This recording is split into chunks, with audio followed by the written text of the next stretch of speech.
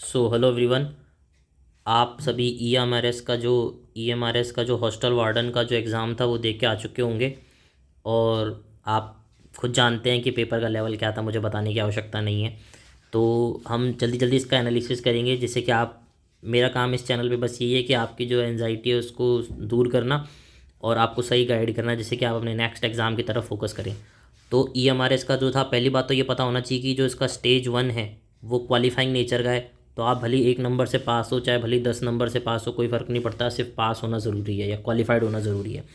तो इसके अंदर हम सब्जेक्ट की बात कर लेते हैं। तो जो रीजनिंग थी फेयर इनफ थी, आप करे जा सकते थे, रीजनिंग को डुएबल रीजनिंग थी। ठीक है, आप इसमें कम से कम आप भाई 2 क्वेश्चन अगर चाहें तो एलिमिनेट कर सकते हैं कि भाई वो 2 नहीं होने वाले थे। फिर हम बात करते हैं इसके अंदर इंग्लिश की। इंग्लिश जो थी वो भी डुएबल थी। इंग्लिश लेवल में क्वेश्चन ज़्यादा हार्ड नहीं थे। अगर आप सीजीएल के स्टूडेंट है या दूसरे रेलवे के एग्ज़ाम की तैयारी कर रहे हैं तो ये कंपैरेटिवली इजी था। फिर अपने पास आता है कंप्यूटर। कंप्यूटर जितना उसको आईसीटी करके लिखा गया था उसके हिसाब से वो वेरी इजी था। कंप्यूटर वेरी इजी बोल सकते हैं। ठीक है, जीएस में देखते हैं अपन। जीएस का जो था वो एक बैलेंस्ड पेपर था। जीएस का जो 10 क्वेश्चन थे वो बैलेंस्ड थे। आपको उसके अंदर करंट के क्वेश्चन भी मिल जाएंगे, पॉलिटी के भी 1-2 क्वेश्चन थे। ठीक है, केमिस्ट्री के क्वेश्चन थे, उसके अंदर 2 क्वेश्चन थे। तो वो अच्छे अच्छे थे। वो अच्छे क्वेश्चन थे, तो वो इतने, मतलब आप ये मान सकते हैं वो बैलेंस्ड था। तो आप इसको ये टफ साइड नहीं कह सकते, ना इसको मॉडरेट, आप इसको इजी टू मॉडरेट कह सकते हो। आप इजी टू मॉडरेट लेवल पे थी ये। ठीक है, जो कंप्यूटर था वो इजी लेवल पे था काफ़ी। इंग्लिश था, आप इंग्लिश को भी इजी लेवल पे ही काउंट करेंगे कि जो इंग्लिश थी वो इजी लेवल पे थी। रीजनिंग जो थी वो इजी टू मॉडरेट लेवल पे थी, मॉडरेट लेवल पे थी। ठीक है, फिर हम आते हैं, हम सबसे चाहिए था हिंदी। हिंदी रह गया। हिंदी जो था, हिंदी भी ईजी की तरफ ही था, ईजी की तरफ ही इंक्लाइंड था।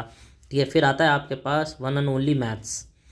मैथ्स के अंदर जो सीजीएल के स्टूडेंट हैं या जो सीजीएल की तैयारी कर रहे हैं, वो ऑनेस्टली इस वीडियो के नीचे लिख के बताना कि जो सीजीएल के जो स्टूडेंट थे ना, उनको भी उनका हाथ था ना वो स्टक होता महसूस हुआ होगा।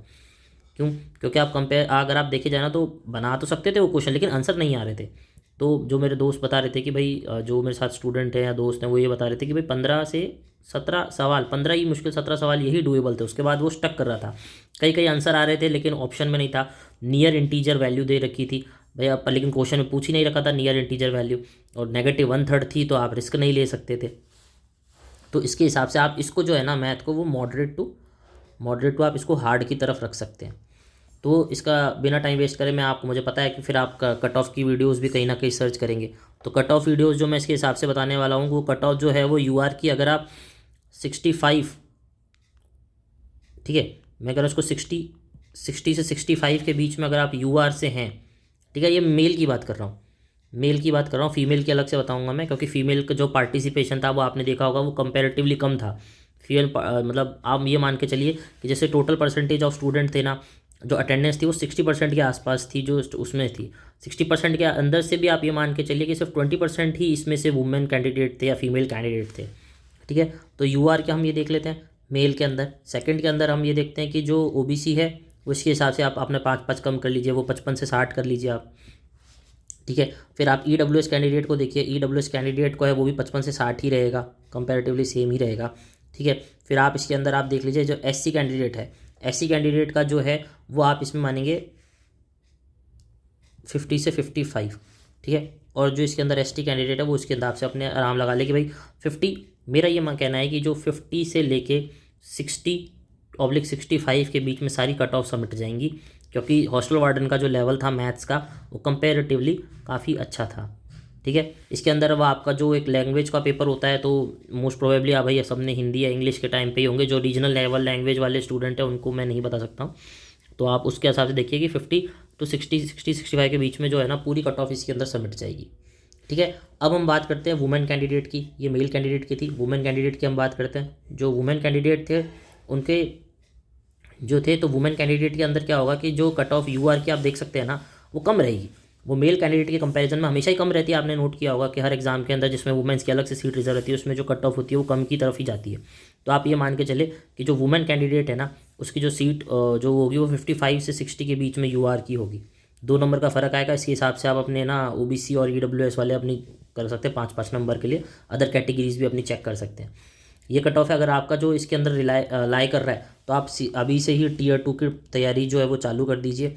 क्योंकि जो टीयर 2 है वो उसके अंदर अच्छे बच्चे बैठने वाले हैं। और जो टीयर, इसमें एक बेनिफिट ये है कि किसी को भी है ना अनड्यू प्रिविलेज नहीं मिलेगा। जो न्यू स्टूडेंट है उसको भी वही सब पढ़ना है, उसको भी कुछ नहीं आता, और जो ओल्ड स्टूडेंट है जो पुराने टाइम से तैयारी कर रहा है उसको भी इसके जो टीयर 2 का सिलेबस है उसके अंदर कुछ नहीं आता। तो एक फेयर ग्राउंड सबको मिलेगा फाइट करने के लिए। और यही इस एग्ज़ाम को मुझे जो लगता है कि भाई सबको है ना, एक इसके अंदर अच्छी को ये है कि भाई सबको एक फेयर ग्राउंड मिलेगा। इसमें कोई ओल्ड वर्सेस न्यू स्टूडेंट नहीं होगा, सभी इसमें न्यू है भाई। टीयर 2 के लिए किसी ने कुछ नहीं पढ़ रखा। तो इसलिए अगर आपका इसी रेंज के अंदर लाई कर रहा है तो आप प्लीज़ अपने मेंस की तैयारी चालू करें। अगर आपको कोई दूसरा एग्ज़ाम नहीं लग रहा है तो, और अगर कोई दूसरा एग्ज़ाम लग रहा है अभी, तो पहले उस पर फोकस करें। जैसे कई बच्चों का एनटीपीसी की टाइपिंग है या सीबीएटी है तो वो करें।